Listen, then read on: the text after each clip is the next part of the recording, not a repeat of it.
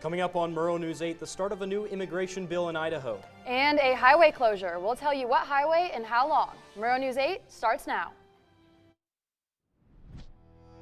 From the Northwest Public Broadcasting Studios on the campus of Washington State University, this is Murrow News 8.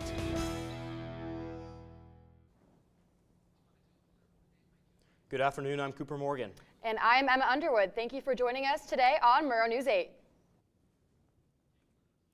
Hours after Idaho's Bill 83 took effect, creating state-level immigration crimes, the ACLU of Idaho and other immigrant advocacy groups filed a lawsuit challenging its constitutionally U.S. District Judge Amanda Brailsford promptly issues a 14-day temporary restraining order, citing potential immediate and irreparable injury and noting that similar laws in other states have been deemed likely preempted by federal law.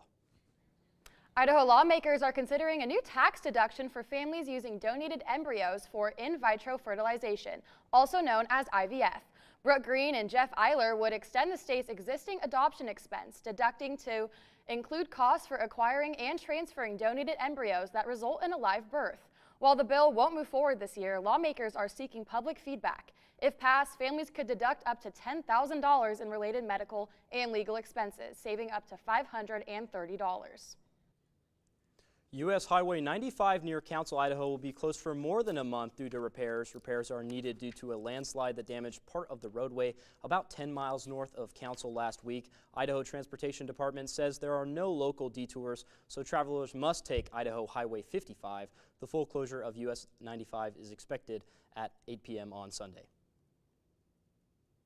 Not sure if that unpaid tolls text is legitimate or not. I talked to the Washington State Department of Transportation to find out how busy they've been and how you can tell that that text is a scam. Have you seen an uptick in spam texts recently? Well, WSU student Sammy Jasper has, and she says she's growing concerned. I get a little bit annoyed. I'm also a little concerned for the security on my phone and those purposes, how easy it is for them to get my information. It's a little scary. And she's not alone. People will receive texts like this one from an unknown number claiming to be the Washington State Department of Transportation. It'll say that you have unpaid tolls and that it's your final official notice to pay. Since March began, we've really started hearing from more people who are getting these texts, people that are getting multiple of these texts a day. Lauren McLaughlin, a communicator with WSDOT's Toll Divisions team, says that these spam texts designed to get credit card numbers and bank information are increasing in frequency. We've been averaging about 10,000 calls a day, so it's safe to say the scams have pretty much, increased calls by 5 times what we normally get. But unless you have a WSDOT account, the only way that you'll get a bill is through the mail, a physical letter. McLaughlin says that anything else should be deleted and reported as junk. What you need to know is Good to Go would never send a text asking for payment. So avoid it altogether. McLaughlin says this is a national issue and that it's receiving attention from the FBI. FBI Seattle reposted a PSA where it detailed thousands of complaints of the scam. For now, the vicious cycle of reporting it for Jasper will continue for the foreseeable future. From Pullman, Cooper Morgan, Murrow News 8. Moscow man Kenneth Indish was arrested for allegedly threatening his girlfriend. Indish also reportedly fired a shotgun outside of his home. Indish was taken into custody on multiple charges. WSU running back coach Robbie Roos resigned from his position on Wednesday morning. Earlier in the month, Roos was arrested on suspicion of a DUI, and in the press release about his resignation, the school only provided the explanation of personal reasons for why he resigned. Family Promise of the Palouse will be temporarily moving its daytime housing shelter to the vacant Theta Chi building at WSU in early April. The day center serves as a daytime space for families that need a kitchen, washing machines, and bathing facilities. According to a press release from Family Palouse of the Palouse, they will use the former frat house for 2 years and then establish a permanent day center in another location. And on March 25th, WSU MFA system changed, leaving students locked out who did not update their security method. I spoke with students who are currently locked out. I'm really frustrated because it's the last month of school. Why are they doing this right now? For many WSU students, like Lily Rose, logging into their accounts this week have been a nightmare. I can't get into Canvas or my Outlook. WSU's MFA system changed this week, leaving students locked out who didn't get the memo or just didn't act quick enough. They kept saying, oh, we're going to cancel this in like 4 days, so you have to switch it. And it kept giving me reminders. And I was like, remind me tomorrow. I'm not doing this right now. I don't want to deal with it. Unable to access their schoolwork, many students are worried about not being able to complete assignments on time. It's scary when you can't get into all your school and information is all locked and it's like you're kind of isolated from all your schoolwork, which is scary. I have to do tomorrow and then this weekend too. Despite WSU sending multiple emails to students over the past few weeks reminding them to change their MFA, still over 10,000 students did not complete it on time. Now, in order to unlock your account, you will have to meet with IT officials, and WSU faculty estimates that process to take around 20 to 30 minutes per student. Now, I did reach out to IT asking them to comment about this process, and I have not heard back. Reporting in Pullman, I'm Emma Underwood for Murrow News 8. Good luck, everybody. President Kirk Schultz is entering a one-year sabbatical this coming June. Schultz will act as a senior advisor to incoming WSU President Elizabeth Cantwell until June of 2026, where he will officially retire. Coming up after the break, more about Washington's recent heat wave. And what the weather is looking like moving forward.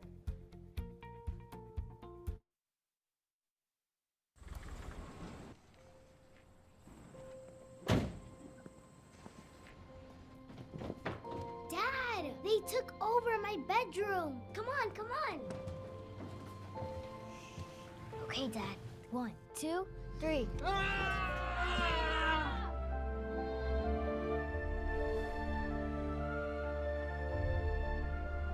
Dad!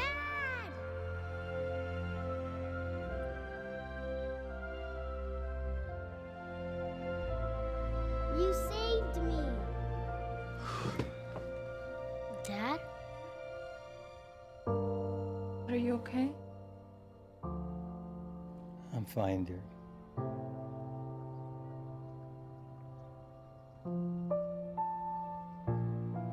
Your hero needs you now, and AARP is here to help. Find the care guides you need at aarp.org/caregiving. There. Can I tell you a cat joke? Just kidding. Why did the girl ask the mushroom to dance? Because he was a fun guy. What do you call a pig that knows karate?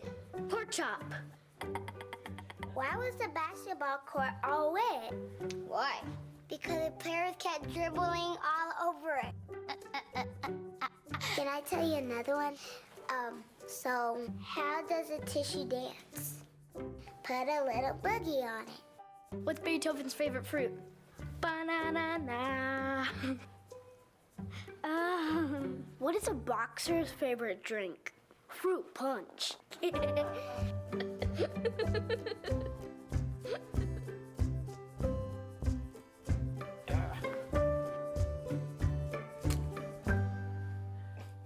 After a week of crazy weather shifts, we did get a rare spring March weather change on Wednesday. It was 76 degrees for the high and it was very sunny. I headed out to campus to ask Pullman students what they're doing for the weather. They thought it was a few days of warm weather, but I went out there and I asked them a few questions. A typical March in Pullman is usually snow, wind, and the occasional frozen windshield. But today, it's 76 and sunny out, and students aren't wasting a second of it. I went to campus to learn more. And how are you guys spending one of the hottest days in recorded history in Pullman in March? We just came out of dynamics class and we saw the sun shining, the sky's clear, so we're like, let's play some frisbee. Yeah, I packed my frisbee this morning before I left, and I was like, well, if it gets warm enough, we'll play. And here we are. Finally hit like the 70 degrees. After a while, it's been pretty cold recently, so being able to be out here and do homework out here, or just study, or just be out here enjoying the nice weather. I'm dying. It's super hot. I'm like drenched in sweat right now. Even just walking from campus, I'm panting, I'm out of shape, and the hot weather is not helping me out here. Yeah, we are not used to this whatsoever. I went to class in my Uggs, not expecting how hot it was gonna be, but it's really nice. People are outside. I feel like I've seen more people on campus than I have all semester, so yeah, good vibes all around. I mean, last week it was snowing, so we're all kind of trapped inside, and now it's sunny, so we get to sit out here and really enjoy it, soak it in. Yeah, it's pretty nice being able to walk outside with like just a t-shirt and shorts. Well, I see the shades on. Do you have any plans later? Enjoying the hot weather? Yeah, man, I'm planning to play some volleyball. Oh, nice. Yeah, dude. A lot of people are playing volleyball nowadays, and I'm planning on going there and showing my skills. Me and my friends are just hanging out, enjoying a couple of drinks, trying to soak up the weather in around this like early springtime. I'm gonna watch a basketball tournament and then maybe come back and then have some more drink. Whether it's a one-day heat wave or a sign of good springs to come, students here aren't wasting a second of it. I'm Will Glasby reporting for Murrow News 8, but not for long because I need to go sunbathe myself. It's been a pleasure. Well, Will, I'm taking graduation pics tomorrow. Can you tell me how the weather will be looking for that and for the next few days? Well, Emma, it's not too great for graduation today. And if you're trying to get photos, you might want to watch out. The rain might kind of ruin your hair, ruin your shot. It's going to be a little gray out, 52, 35, low of 35, high 52 today. Not too great. Little rain around 3 o'clock. We might be having some thunderstorms, so you might want to just stay inside. It's going to be windy. Gusts are going to reach up to around 20 miles per hour today, 11 to 13 southwestern. Sunset at 7:12. If you're thinking of getting a sunset for your Friday night, you might not get to see much. It's going to be pretty overcast. But moving into tomorrow, it's not much better. It's going to be 50, low of 32. Rain is going to continue. It's going to be overcast throughout the rest of the day. And winds around 6 to 11 western. Again, watch out for some gusts. It might get blown around a bit. Might try and rip that umbrella right out of your hands if you have one, but I know you're in Washington. You don't even need one. And then looking at our larger map here, as you can see, Pullman 52-35 today. Spokane not much different. That rain's still hitting. Tri-Cities a little warmer, but the rain is going to be high. 62-40 down in Tri-Cities, and moving up a little bit on the way over to the west side with Yakima dropping down a teeny weeny bit. 34 is our low, 58 is our high, and then on the west side over here you can see Olympia and Seattle getting hit with that traditional west side weather, that cloudy rain. And it's pretty normal, but looking at our 5-day forecast here, as you can see, coming up on Saturday, it's going to be 49, 36, little less rain, but Sunday is going to be your day to do things outside. It's not going to be great, but it will be sunny. Get those photos in, go for a nice little hike, and then on Monday, the rain's coming back, and it might be a rain-snow mix on Tuesday. But Wednesday, little rain, but back to you guys. Thanks, Will, for the update. Unfortunately, those graduation photos look like they're going to be a little rough, but stay tuned for an update on the egg shortage. We'll tell you how and why prices are changing. And WSU's budget is facing some challenges. We'll tell you where the issues are coming from and how the school plans to solve them. Up next.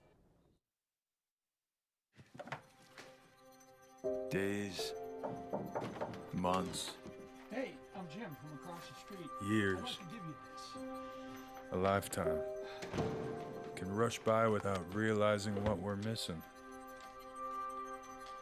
But it doesn't have to be that way. We have a choice to take action. Visit maketheconnection.net to find out more.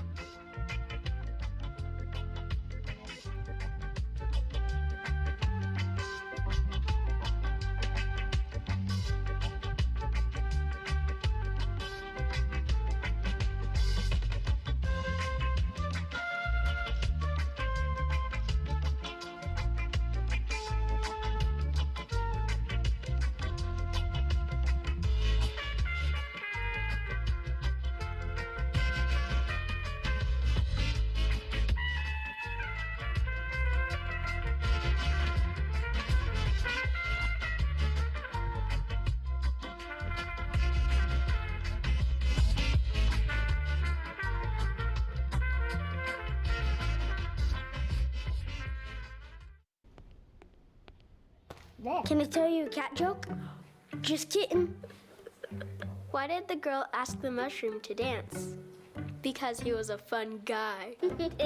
What do you call a pig that knows karate? Pork chop. So, how does a tissue dance? Put a little boogie on it.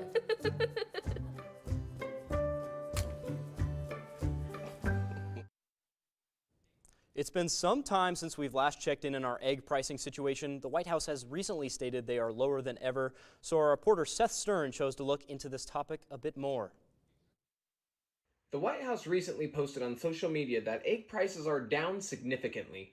In fact, one post even claimed that prices are lower than they've ever been, but my latest few trips to Walmart tell a very different story. This is what the White House is saying. According to them, the price of eggs has dropped dramatically compared to last year, but here in Pullman, a dozen eggs at Walmart cost around $4.54, but just 6 months ago, they were barely over $3. So what's the truth? Are egg prices actually going down, or are we just seeing use of selective data? To further find out, I looked at some economic reports from the USDA and the Bureau of Labor Statistics. Nationally, egg prices have come down from record highs in early 2023 when supply chain issues and avian flu caused shortages. But that doesn't mean prices are the lowest they've ever been, or that everyone is even seeing the same drop. Prices vary depending on where you live. While some areas have seen drops, others, especially rural towns, are still dealing with higher costs due to transportation and supply chain factors. So, is the White House lying? Well, not exactly, but their message truly doesn't tell the full story. While some prices have dropped from last year's extreme highs, they aren't necessarily lower than ever, and many shoppers are still paying more than they'd expect. So next time you see a post like this from the White House, it might be worth checking the numbers yourself. I'm Seth Stern, Murrow, News 8. And something exciting, Southside Cafe is hosting a mobile farmers market from 9 a.m. to 3 p.m. today. They have fresh produce and DIY kits for guacamole, pico, and salsa, and they are all available for purchase. You can use RDA, debit cards, or SNAP benefits. The event also features a demo station where staff will show how to peel and cut fruits and vegetables. Anna Lee, the Dean of Students Benefit Coordinator, said the local farmers market chose the location because they wanted to give Southside students access to healthy food options. They are working to expand this program by making it a monthly occurrence next semester. With budget issues coming from all over, WSU is working to find a path to a balanced budget. Our reporter Emery Lefesti has some more information. Someone earlier this year referred to this as WSU being sort of stuck in a vice financially. I don't know that that analogy really works because it's sort of a three-way vice. Now, balancing is pretty tough, but I think balancing a budget might just be a little harder. What WSU University spokesman Phil Weiler is speaking of when he says a three-way vice is the federal and state level budget impacts that could be coming in, along with the past projects that WSU is still paying off. The state appropriation to Washington State University is the largest percentage of our operating budget. So cuts there are going to really impact the services that we could provide. So the steps that we announced on Wednesday included a strategic pause on hiring new faculty members and new staff members, a freeze on travel, a pause on salary increases for employees. There are 44 different units within Washington State University, so we're sort of broken down, what that's colleges, administrative units, and the like. Each of those units has been asked to put together a budget plan that cuts 1%, 3%, 5%, and 10% from their budget. And they will present that information to the budget committee. This has been Emery Lefesti reporting for Murrow News 8, and all of a sudden I'm feeling a little more balanced.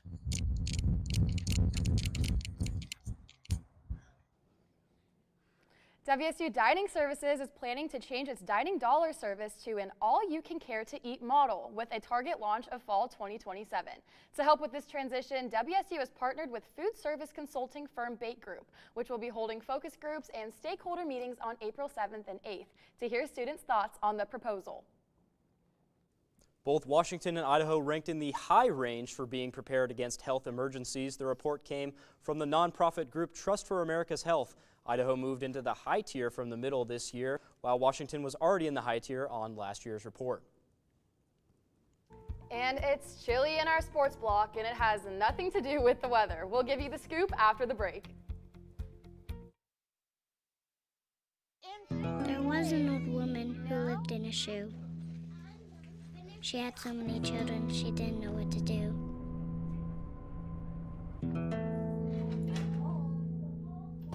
She gave them some broth without any bread and kissed them all soundly and put them to bed. Hunger is a story we can end. End it at feedingamerica.org.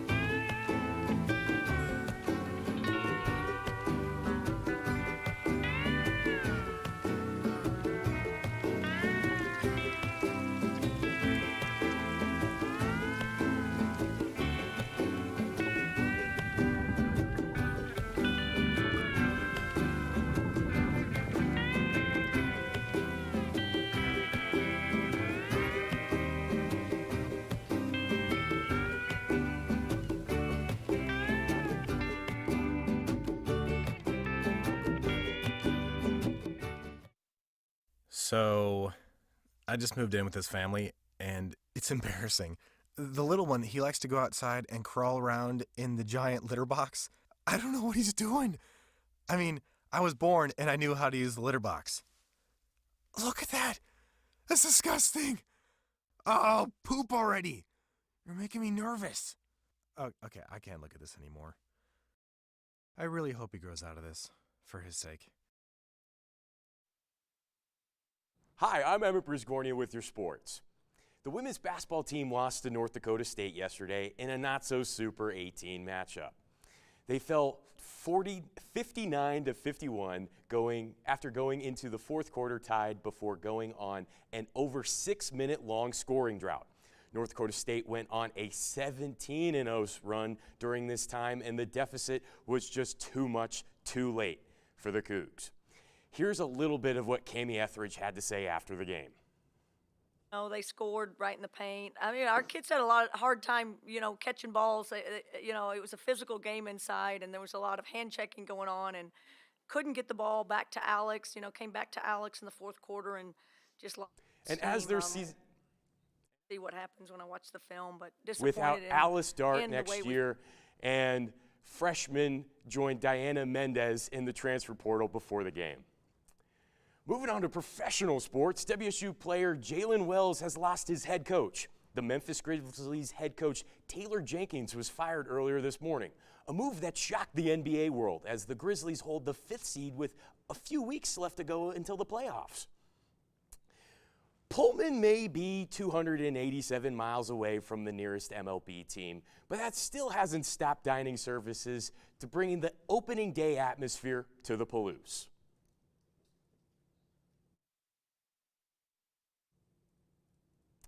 Well, it looks like we're having some technical difficulties there. There were some hot dogs and some concessions yesterday at Northside Dining Hall. It was fun. I will say the Chicago dog has got me feeling a little bit funny for this newscast, but great time had by all. The next event will be Wednesday, which will be a peanut butter sandwich event. Moving right along into this, we have the Mariners, and the Mariners have looked stellar. We're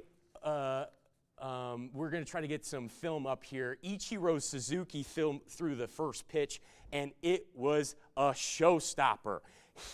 Mr. 51, who is now 51 years old, comes in and throws it at 81 miles an hour. Holy smokes, the kid still got it in him. And then Logan Gilbert, that mound must have still had some magic as he threw 8 Ks in just 7 innings. But we're going into the 8th inning. We're tied 2-2.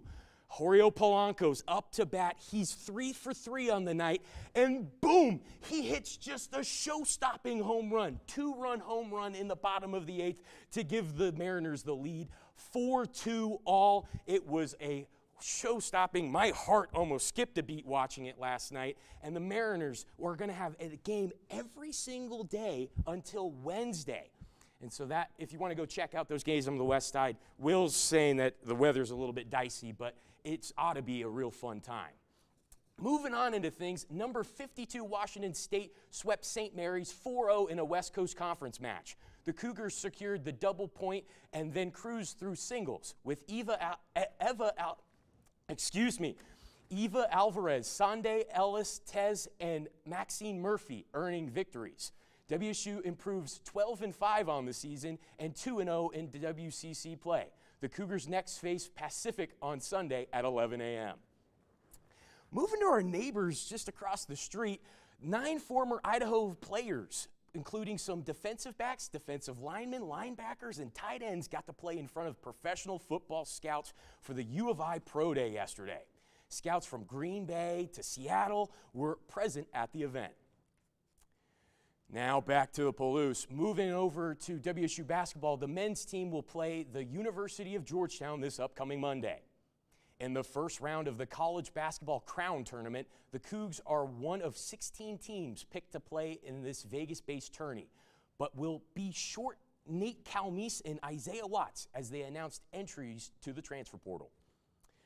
And finally, University of Colorado football head coach Deion Sanders has gotten a 5-year extension for $54 million. This makes Coach Sanders one of the top 10 most paid college football coaches in the country. Whew!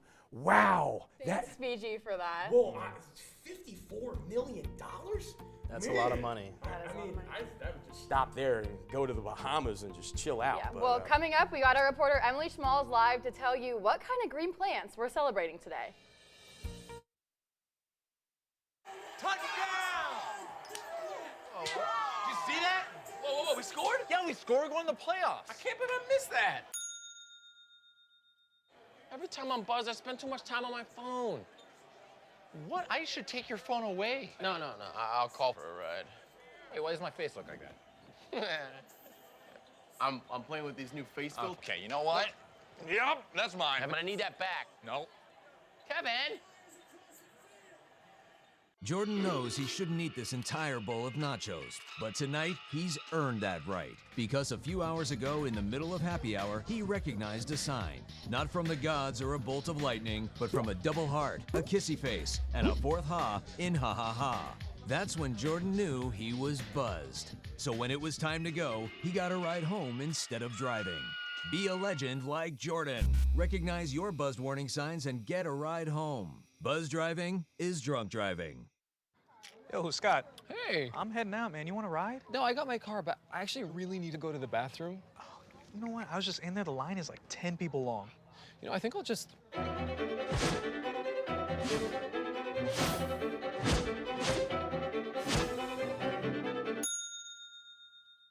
Dude, are you okay? You wouldn't believe what I was just thinking. I am definitely buzzed. Yeah. I think I will take this, and I will take that ride home. Smart man. Did you see how that dog was looking at me? What do you think you're doing, Kevin? Was just gonna drive home. There are several warning signs present that you shouldn't be driving. Like hearing voices? Like your text-to-emoji ratio? Oh man, the selfies. Selfies. Nailed it. We all have warning signs that let us know that we're probably not okay to drive. Mine is pretending to be your subconscious. Craig, come on, man, let's put a ride home.